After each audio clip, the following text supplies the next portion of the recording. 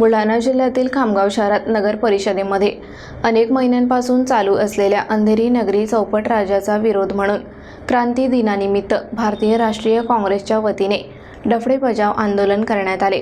या आंदोलनाचे नेतृत्व माजी आमदार दिलीपकुमार सानंदा यांनी केले।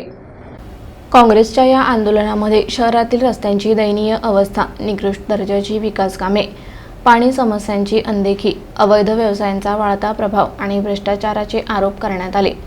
सानंदा यांनी नगर परिषदेच्या अधिकाऱ्यांवर आणि भाजपाच्या आमदारांवर गंभीर आरोप केले। आंदोलनाची सुरुवात सकाळी पालिकेच्या प्रवेशद्वारावर करण्यात आली, जिथे डफडे वाजवून प्रशासनाचे लक्ष वेधण्यात आले। आंदोलकांनी ठामपणे सांगितले की नगर परिषदेमध्ये बेकायदेशीर कामांना मान्यता देण्यात येत असून शहरातील विकास कामांमध्ये मोठ्या प्रमाणात भ्रष्टाचार होत आहे। निकृष्ट दर्जाच्या कामांमुळे शहरवासियांना मोठ्या अडचणींना सामोरे जावे लागत आहे। यावेळी विविध आरोपांसह घोषणाबाजी करण्यात आली, ज्यामध्ये भाजपाच्या आमदारांचा खास उल्लेख करण्यात आला।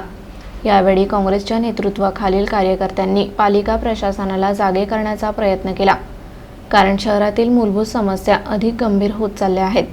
आंदोलनाची प्रतिक्रिया म्हणून नगर परिषदेकडून कोणतीही अधिकृत प्रक्रिया मिळालेली नाही।